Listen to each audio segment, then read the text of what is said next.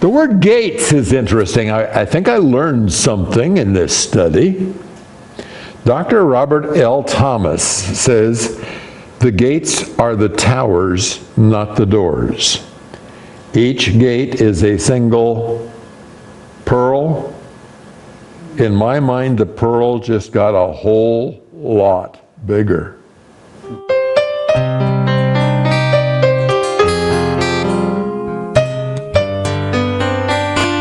We are in Revelation chapter 21 and at verse 12. I'm calling this the city from outside. This is talking about features you could see of the New Jerusalem if you were outside the city as John was looking at the city. And that's the description we have to start with here. It had a great high wall with 12 gates, and at the gates 12 angels. And names were written on them, which are the names of the 12 tribes of the sons of Israel. And I realized as I was looking at this, that this is where people get the idea of a gate to heaven and the people and the angel there, and they get the idea that the angel's there to see whether or not you're going to get in or not. And of course, the context of that idea is what? Well, absolutely wrong. Yeah. How come?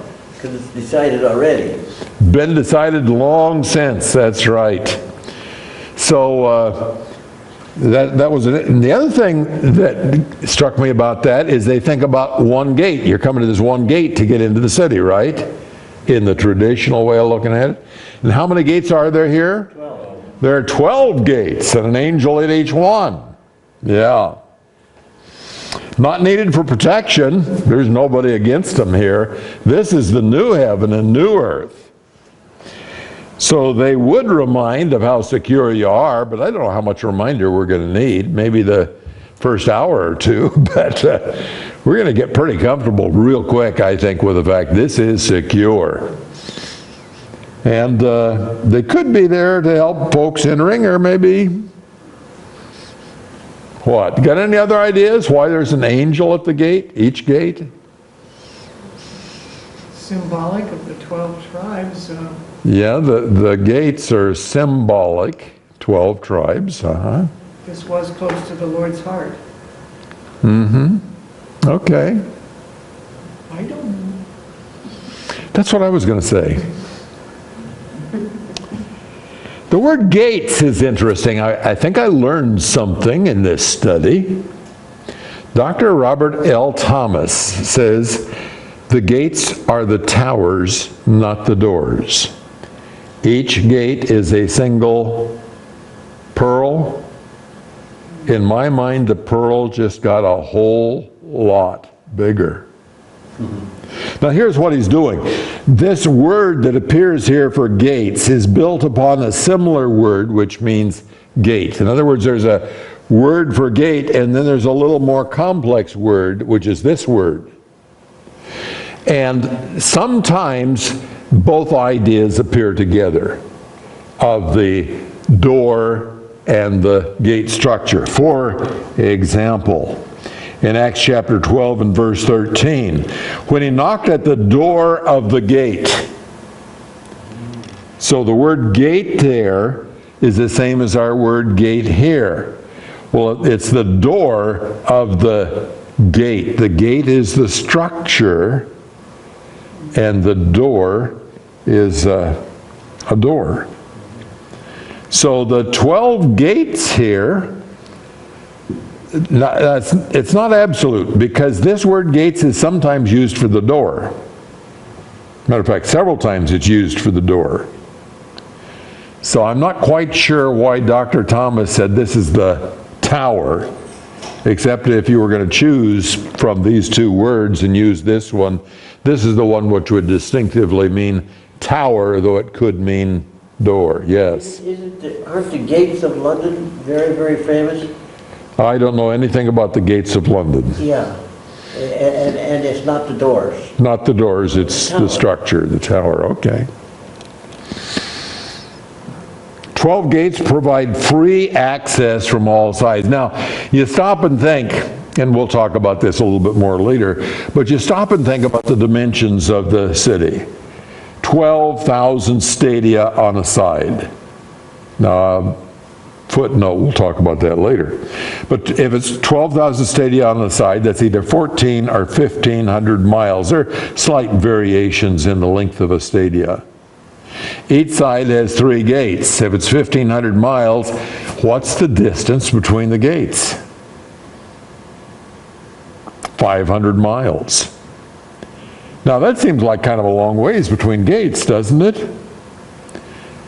But it may be that travel's a whole lot easier and a whole lot faster, and you just don't have to worry about how far the gates are apart. There are names written on the gates of the city, and they are the tribes of Israel. It's interesting, though, that the names written are not told us. In other words, what's on the first gate, what's on the second gate. Is one of the names Paul? Or is it Matthias? We're not told that. We don't have that kind of information here. But there are other things here. There were names written for the stones on the high priest's breastplate, and there were 12 of those, and they represented the 12 tribes of Israel. And so they tell us of Israel's distinctive role. National Israel had looked for a city since the time of Abraham. He looked for a city whose maker, and builder, and foundations are God. Yeah. He looked for a city. He'd been looking for this city. This would be the city he was looking for. The one he made. And the entrance to the city was provided by,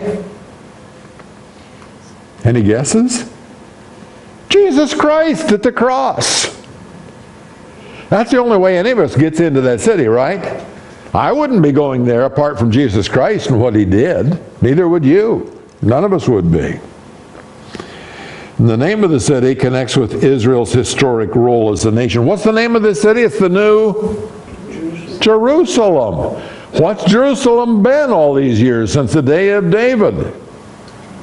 It's been the capital city of the nation of Israel. And I realize that there's a lot of debate over that over there now.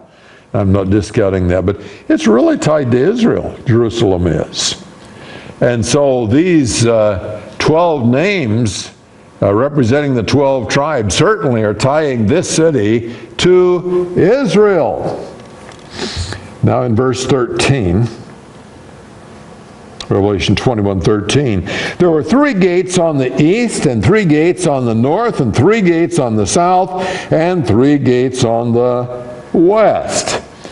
So one thing that's real clear here that you might not notice right away is there's still north, south, east, and west in the new earth.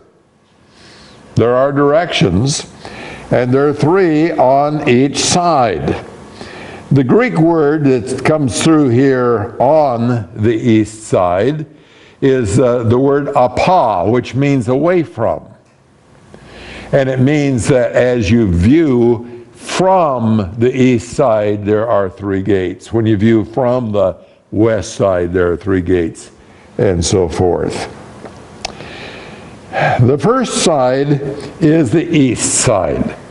Now that was the first side in the encampment of Israel in the wilderness. You remember they had assigned places. And the first side was on the east side, and the tribe of Judah was the first tribe, and then they would go in succession around to the south side and the west side and the north side.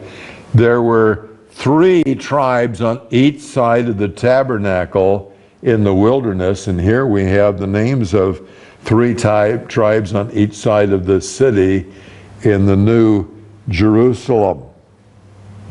The first tribes in the wilderness were Judah, Issachar, and Zebulun.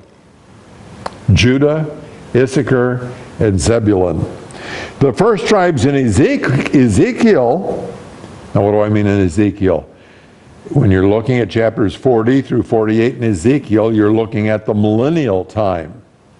And you're looking at gates of the city. And gates of the city of Jerusalem in the millennial time, the first gates are Joseph, Benjamin, and Dan. Totally different.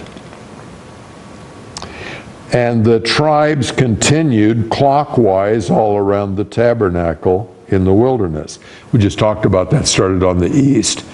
And when I say clockwise, if I'm turned this way, the direction the clock runs, if you were looking down from the sky on the encampment of Israel, that was the direction of the tribes, 1st, 2nd, 3rd, 4th, and so forth. These gates are seen counterclockwise, east to north, then straight across, north to south, and then clockwise, south to west. The way they're enumerated for us here. Why is it that way? I don't know. Some translations have changed the order of the gates so that they go all the way around clockwise. They like that better. There's no authority for that. It is not based upon objective fact, but somebody thought, you know, we ought to clean this up. We'll make this regular around here from the beginning to the end in a clockwise fashion. The gates in Ezekiel were from north and continue clockwise. The first tribe in Ezekiel is Reuben, then Judah, and Levi. We don't know where each tribe is found in this new Jerusalem. We know the 12 names are there. We know they're on the 4 sides, 3 on each side, but which tribe is where, we don't know. Some commentaries want to say, well, it's in the same order as in Numbers, of course. And others say, well, it's in the same order as in Ezekiel, of course. Then cooler heads say, we don't know. God hasn't chosen to tell us that. Verse 14. And the wall of the city had 12 foundation stones, and on them were the 12 names of the 12 apostles of the Lamb. Now in those days, cities always had walls. And those city walls were for protection against enemies. These walls don't have anything to do with protection against enemies because there aren't any enemies. Don't need them for that purpose. But they may remind us of how secure we are just to have. It's an impressive wall any way you look at it. I mean, how long is the Wall of China? Somebody tell us. You've been there. Over 3,000 miles. 3,000 miles? Well, this then would be 6,000 miles. Longer by twice than the Great Wall of China. So that's an impressive wall. And how wide is the Wall of China? The part we run was about 20 feet wide. About 20 feet wide? Yeah. Well, we're not too sure about this one. We'll talk about it in a minute. But it gives a dimension. We're not sure if it's the height or the width of the wall. We'll talk about that. Do you notice about Israel and the church here? Israel is represented by the gates. The church is represented by the foundations. And they are not blended together. Israel has not become the church. Church has not become Israel. They are still separate. The church and Israel are two distinctive people of God throughout eternity. So I think it's safe to say that they're two distinctive people of God still today. In God's program, He has two people. He has Israel and He has His church. And that distinction is going to continue on into the future. 12 foundations. Christ made the same distinction between the church and Israel, Matthew 19:28. And Jesus said to them, truly I say to you, that you who have followed me in the regeneration, when the Son of Man will sit on his glorious throne, you also shall sit upon 12 thrones, judging the 12 tribes of Israel. Who's he talking to? He's talking to the 12 apostles of the church. Who are they going to be judging? They're going to be judging the 12 tribes of Israel. Jesus Christ made the distinction between the church and Israel, two separate entities. Now, I don't know about this one. Dr. Thomas again says, having foundation suggests that the city rests on the earth instead of being suspended above it. I think what you said, resting upon the Lord Jesus Christ. Yeah, I don't see anything in this text that really does that. We think of a foundation as being founded in the dirt, right? But you can see all 12 of these foundations. If they're layered, even the bottom layer can still be seen. That skyscraper in San Francisco isn't on bedrock. No. So it's leaning. Yeah, it's sinking too. So we're on the solid rock. Yes. There you go. But I just give you that for an opinion, because frankly, Dr. Thomas was the one who taught me, and he didn't teach me everything he knew. So it may very well be that he's right about this, but I just lay it out there as his idea. God hung the earth and hung the earth out here. He can put the new city where he wants, and it's going to be in a perfect place. That's right. And just because it's a foundation, that's what's under it, but where is what's under it? Is it on the earth, or is it suspended above the earth? There's another whole thought in my mind which doesn't mean anything. You'd think I'd keep my mouth closed after that, wouldn't you? I see that look. But a city that size hung on one side of the earth, do you think it'd wobble? But that is this creation.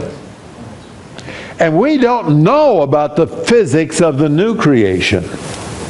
We don't know what God's doing in that. We don't even know the earth spins in the new creation. We expect that because that's what we know. But, everything's new. Two ideas about the foundation. If there are 12 foundations, one is that they are layered. Layer 1, layer 2, layer 3, layer 4, up until you get to the city walls. The other idea is that they are segmented. And as you go around the city, there are 12 gates, and there are 12 different stone monoliths as you go around.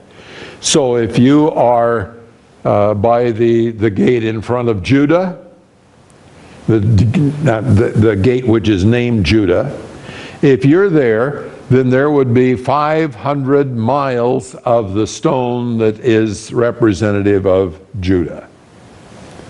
So as you approach the city from the side looking at that gate, you'd be looking at 500 miles of whatever that stone is, a massive stone. That's a big rock. So, is it segmented or is it layered? Again, somebody I respect very highly says it's probably not layered because that's not practical. But I'd feel better if he'd explained why it's not practical. And he didn't. And in my mind, why not? God wants to make it layered? Fine by me. So, there are 12 foundations, each one's a different kind of stone, except that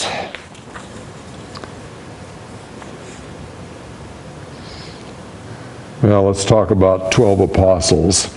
Attempts have been made to attach each specific foundation stone to an apostle. What color represents Peter? And what information do we have on that? Not any whatsoever. So is it profitable to speculate about that, you suppose? I don't think so. I don't know. You don't know. We don't know. The 12 were called the 12 when all 12 were not there. So, in John 20:24, but Thomas, one of the 12, called Didymus, was not with them when Jesus came. So Thomas was one of the 12, but he was not there. And how many people were there at that time? Well, there were only 10, because Judas was not there either. But nonetheless, we are told that 12 apostles are named here, and probably it's very specific to the 12. The measuring in verse 15.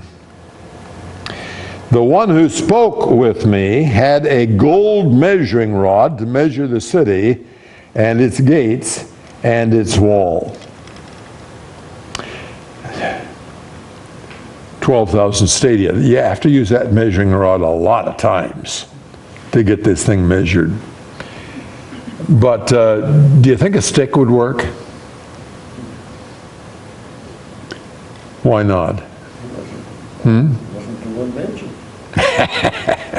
No, we know it wasn't a stick, of course, because it says it's a gold rod. But you could measure it out with a string, couldn't you? Or you could have a long tape measure and measure it out with a tape measure. But God chooses to use a rod, and the material he chooses to use is gold. And for God, gold is not a problem. I mean, he can build anything and everything he cares to out of gold. He's got the whole city made out of gold. So measuring it with a gold rod just seems to be fitting. The gates are mentioned, but we're not told their measurement. The city, verse 16, the city was laid out as a square, and its length is as great as its width, and he measured the city with the rod 1,500 miles. Its length and width and height are equal. Now notice very carefully what that tells us.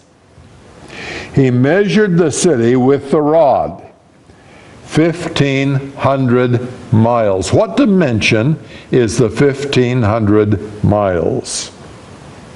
Does it tell us the 1,500 miles is the length? It does not tell us that. He measured the city with the rod, 1,500 miles. Its length and width and height are equal. It doesn't say its length is 1,500 miles. It says he measured it, and it was 1,500 miles, and its length, width, and height are equal. So to stick strictly to what we are told here, that 1,500 miles could be its circumference. Until you come to the height. And you're going to make the height equal, and you don't have anything to tell you what that height is then. Its height is equal to the length and to the width, except you don't know what the length and the width is unless you make some sort of assumption. I guess you'd say either it's 1,500 divided by 4, or it's 1,500. I'm going to stick with the 1,500. I think that's what it is. But it is curious to look at it and say, you know, it's really not spelled out here. And that's kind of what we're doing here. We're trying to see what is really spelled out in the book of Revelation and what is not. And this falls in the not column. Dr. Thomas says the word equal makes it a perfect cube. So I said, okay, I'm going to look for that. And I looked all through the lexicon. Do you know what a lexicon is? Lexicon is like a dictionary, only it's telling me in English what the Greek word is instead of in English what the English word is. A lexicon. Wouldn't have to be Greek. It could be Latin, it could be Spanish, it could be whatever. And I'm looking at it in English, and it's a lexicon for me to understand what these words mean in another language. And I looked at a lot of lexicons. I don't know how many I looked at. 6, 7, 8, 10, whatever. I looked at all of them I got. And nobody said anything that led me to believe or understand how the equal meant that it had to be a cube. It's the equal length, but I'm not saying that it's an equal shape necessarily. So there may be a good reason for that. But what I'm telling you is I don't know what that reason is, if there is a good reason for that, and I couldn't find it in a whole lot of lexicons.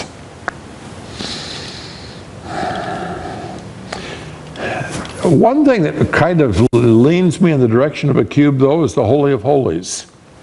What was the Holy of Holies? It was the place of the residence of God.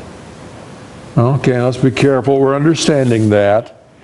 God is omnipresent. He's not limited to any room or any temple or any city or even to the universe.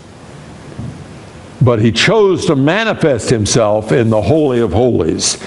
And the Holy of Holies is a cube. Same length and width and height. And since the New Jerusalem is in effect the temple, because there's no temple in it, it's the place of God's particular manifestation. It's the place that is brilliant with His glory all through. I don't think there's a dark place in the entire city. I'm thinking that probably the fact that He chose to make the Holy of Holies a cube might be an indication that this future city would be a cube. Would it be okay for you to doubt that? Sure. Yeah, absolutely. And I won't argue about it.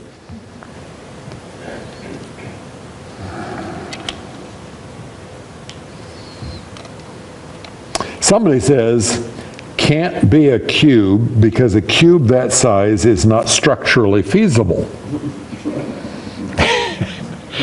I can see I don't have to argue that one any further. But, I mean, there are people that write books. They're the experts, and they say things like this.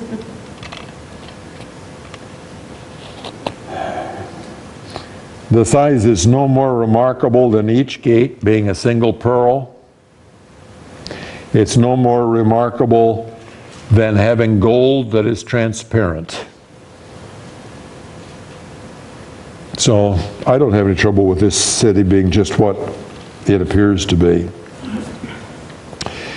Verse 17, and he measured its wall 72 yards according to human measurements, which are angelic measurements. So he measured the wall 72 yards. Now we already know something about the length of it. It's a whole lot more than 72 yards, right? But we don't know whether the 72 yards here is the height of the wall or the breadth of the wall. He measured the wall. Now in Ezekiel, when the wall was measured, it was the breadth of the wall. We know that. But we don't know if that transfers in our thinking to the New Jerusalem. Think about it. The wall is 1,500 miles high. The city is 1,500 miles high, I mean to say. So the wall could be 72, did I say yards? 72 yards. It could be 72 yards tall, and the rest you were just seeing the city up there. Or if you were going to have a wall 1,500 miles tall, 72 yards thick would be a pretty good idea. Now, maybe somebody will tell me it's got to be a lot thicker than that. But again, that would be current physics, not the future physics necessarily.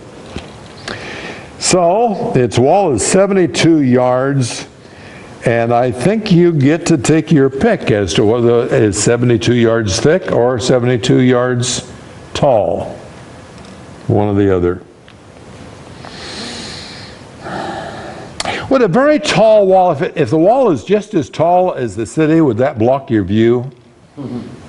Inside the city and you can't see the rest of God's creation? What do you think? How do we know? I'm going to think it's so beautiful inside that nobody's going to think about what's outside. I don't think there's going to be any imagination necessary about what's outside. Who cares? I can't even grasp all the beauty that I'm looking at right here inside the city. And angelic measurements. It tells us that the measurements are also angelic measurements. They're according to human measurements, which are also angelic measurements. And some people look at that and they say, so humans are the same size as angels. But all it's really telling us is that angels measured it, but when they measured, they used human measurements.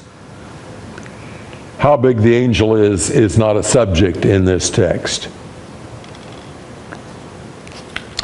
Verse 8, we get to verse 18, we get to the building materials.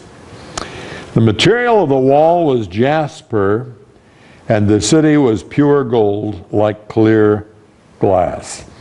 The material, the word that's translated here, material, combines two words. A word for in and a word for assembly. In assembly, the material. You can see how that would maybe come out to be material if you work on it for a little while.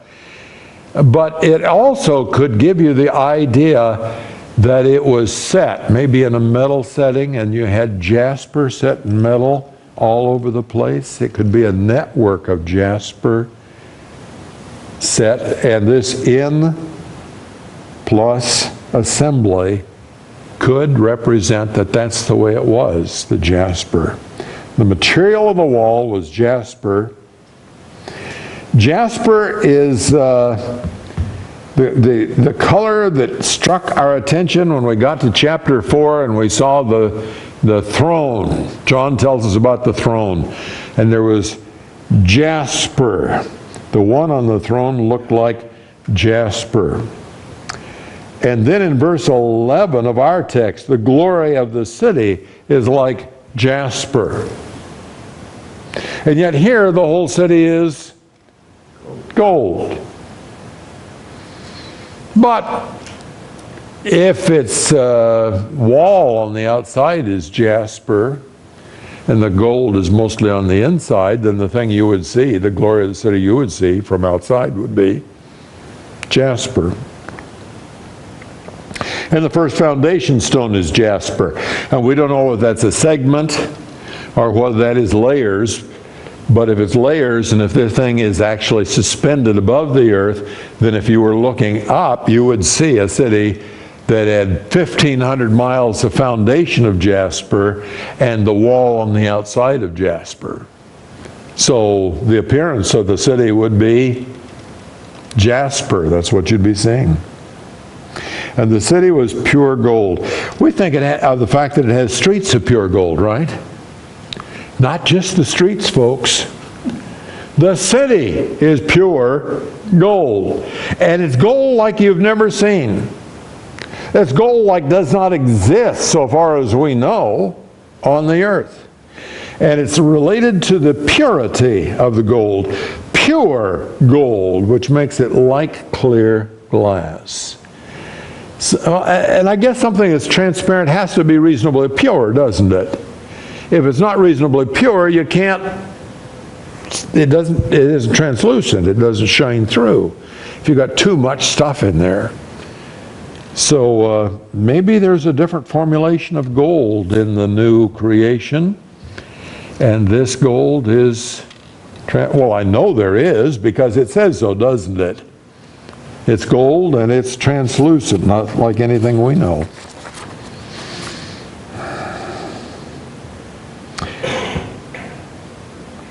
Foundation stones, verse 19. The foundation stones of the city wall were adorned with every kind of precious stones. How many kinds of precious stones was it adorned with? Every kind of precious stones. I don't know how many that is. Probably something we haven't heard about. Could very well be. How many kinds will there be in the new creation? Who knows? But that suggests to us that the first foundation being stone, jasper stone, the second sapphire, the third chalcedony, is only telling us 12, but it's decorated with every kind. And I'm guessing God really knows how to decorate up a jasper. What do you think? So you'd have this mass of jasper one way or the other, and it's decorated with every kind of jewel. It just boggles my mind to try to think of the beauty of the New Jerusalem. First foundation stone's not buried, is it? John can see it. 8 of the 12 kinds of stone mentioned in Revelation were found in the breastplate of the high priest, and the other 4 are words that are never used in the Septuagint translation, so we can't be sure whether they would have been also stones in the breastplate. Am I making any sense here? Septuagint translation is how you get a Greek equivalent for the Old Testament, right? Septuagint is 70. It was 70 scholars who were gathered together down in Egypt, Alexandria, and they made this translation from Hebrew into Greek. And it gives us a very ancient authority for what they regarded as the Greek equivalent of a Hebrew word. When you look at the Septuagint translation, 8 of these stones that are in the foundation, or are foundations, 8 of them are in the breastplate of the high priest. The other 4 are words that are never used in the Septuagint translation. If they had had those words, would they have been in the breastplate? We don't know. But it's possible that the breastplate, all 12 stones, had the same kinds of stones as the foundations. The stones in the breastplate of the high priest represented the 12 tribes of Israel. We're talking the foundation. The foundation's not talking about tribes. The foundation is talking about apostles. And yet the stones are largely, at least, the same colored stones as in the breastplate. And the breastplate was about the high priest being the only one who ever got to go in and have direct fellowship with God. Only once a year, only after a sacrifice, could he go in and have direct fellowship with God. When he went in, he wore this breastplate, and it had the 12 kinds of stones. But in the New Jerusalem, who gets to go in? Everybody. All the saints get to go in. And the stones are not on a breastplate of one guy going in. The stones are on the foundation of the whole city. Got a question. Okay. I know what most of them are. I don't know the one stone, the third stone. But jasper, what color was jasper? Now, I'm not even going to go into that. I think jasper is green. But I did not. The next verse has a whole bunch of stones there. Yeah, there are. And I read, Dr. Thomas has comments about every one of those stones. And I'm not too sure about the stones. I don't even know if these stones are the same. I mean, gold's not the same as we know as gold. How do I know jasper is the same? Well, jasper is not transparent now, and it is there. Gold isn't either. Right. So I just said, there's that slide. Look at that. There are all those words. With you. And I could have told you just exactly what I read in the commentary, but I decided not to do that. So I'm not going to be very helpful to you. I'm sorry. It's okay. But I am going to be helpful in regard to the pearls, maybe. The 12 gates were 12 pearls. Remember, we talked about the gates. The gates are probably the gate towers. And I looked for pictures of pearly gates. Saw some things I don't even want to tell you about. But one picture I found, and it had a pearl-shaped gate. It was round. That would be pretty hard to go by 2 by 2 or 4 by 4, wouldn't it? But most of the pictures, people's imagination is like a wrought iron gate, except the material's gold. I'm sorry, it's pearl. But what is that? That's artists' imaginations. And I was really looking to see if somebody had the idea of some kind of carved gate made out of a single pearl. I will tell you that the pearl was the most precious stone in that time. They regarded the pearl as more precious than any other stone.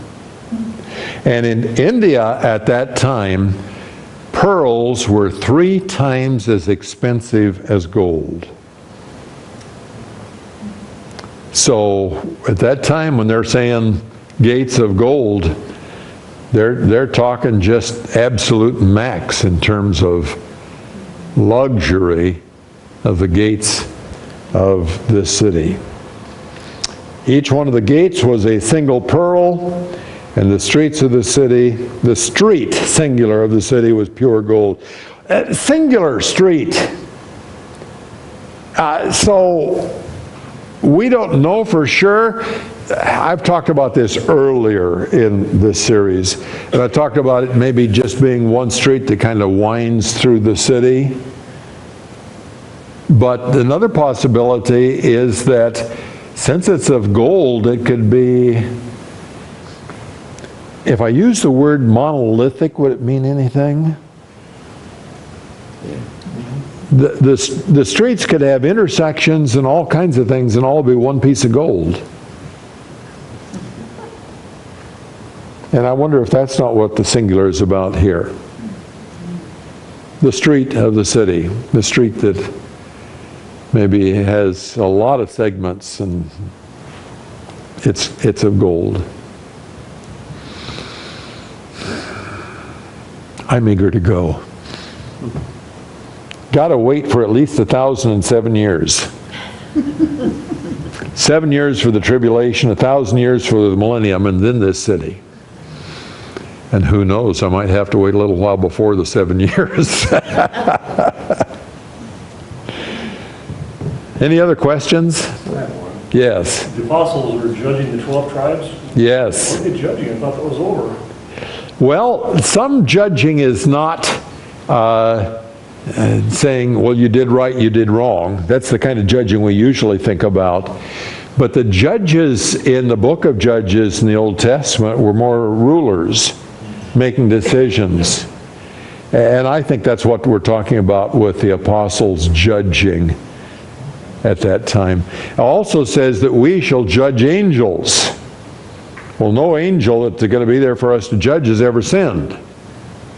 So it's not going to be about that. What's it going to be about? Well, I think it's going to be administration, directions. Good question. Thank you. Other questions?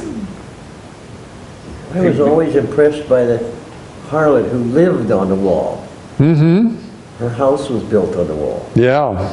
Wall of Jericho. Had to be pretty wide. Yeah.